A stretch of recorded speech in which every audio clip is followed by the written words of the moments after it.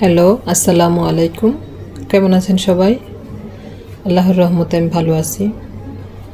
তো আজকে রান্না করব খুব পুরনো একটা স্টাইল, যেভাবে আগে আমরা রান্না করতাম।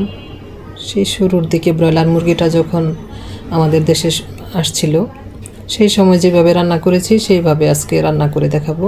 প্রথমে আমি মুরগিটাকে মরিচ, হলুদ আর লবণ দিয়ে ভেজে নিয়েছি। তারপর ভেজে তারপর ওই তেলটার মধ্যে পেঁয়াজ ভেজে নিয়েছি। পেঁয়াজ ভেজে তারপর আদা রসুন বাটা, তারপর মরিচের গুঁড়া, হলুদের গুঁড়া,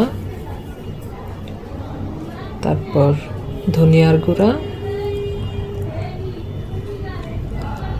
জিরার গুঁড়া আর গরম মশলার গুঁড়া দিয়েছি এখানে রাঁধুনিটা, আর লবণ দিয়ে একটু পানি দিয়ে মশলাটাকে ভালো করে কষাবো। এর মধ্যে 2টা তেজপাতা দিয়েছি। আর আমি মশলাটা যখন আদা রসুন বাটা দিয়েছি তখন আমি কিছুটা আস্ত রসুনও দিয়েছি এখানে। তারপর ভেজে রাখা সেই মুরগি দিয়ে দিলাম।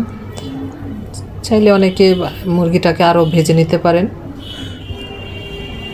তারপরে কিছুক্ষণ মশলার মধ্যে কষিয়ে এরপর কয়েকটা কাঁচামরিচ ভেঙে দিয়েছি এখানে।